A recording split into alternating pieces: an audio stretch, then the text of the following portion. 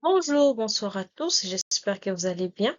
Alors, aujourd'hui, nous sommes dans la gestion des ressources humaines. Je vais vous parler des éléments essentiels de l'ouvrage Images des organisations de Gareth Morgan, présenté par Lesbi Matiantima Mambote. Voilà notre plan de présentation.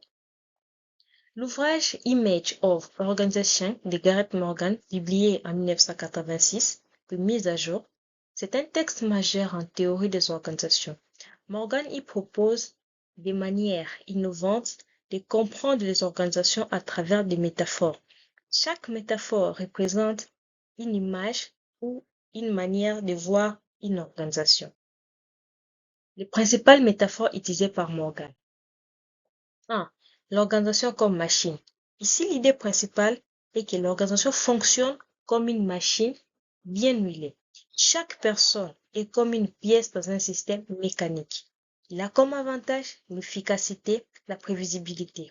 Et comme inconvénient, les employés deviennent des robots, ils ne sont pas créatifs et peu motivés. 2. L'organisation comme organisme. Ici, l'organisation est considérée comme un être vivant, elle s'adapte à son environnement. Et comme avantage, elle met l'accent sur l'équilibre, la flexibilité et l'adaptation. Comme inconvénient, elle peut ignorer les conflits, les pouvoirs ou les inégalités. 3. L'organisation comme cerveau. La capacité à apprendre, à traiter les informations, à s'auto-organiser. Elle met en avant l'intelligence collective et les processus d'apprentissage opérationnel.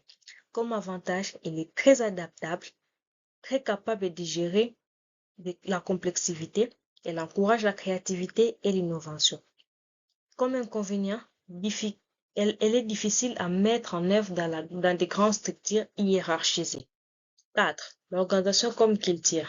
Chaque organisation a sa propre culture, ses propres valeurs, ses propres croyances. Les rituels sont partagés. Elle met l'accent sur la signification et les symboles. Comme avantage, elle permet de créer des cohésions fortes. Elle encourage des sentiments d'appartenance.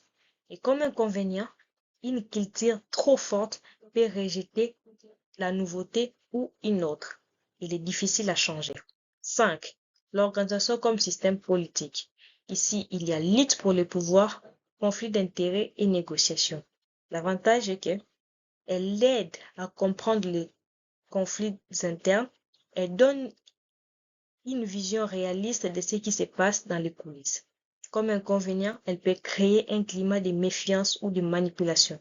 L'intérêt général peut être négligé. 6. L'organisation comme prison psychique, influencée par une pensée freudienne, montre comment les individus et les organisations peuvent être prisonniers de leurs propres pensées, leurs propres croyances ou expériences passées. Comme avantage, elle permet d'exploiter les dimensions psychologiques des organisations. Elle met en lumière les blocages invisibles. Et comme inconvénient, il est difficile à détecter et à changer. Elle nécessite un travail personnel ou collectif profond. 7. L'organisation comme changement est fixe.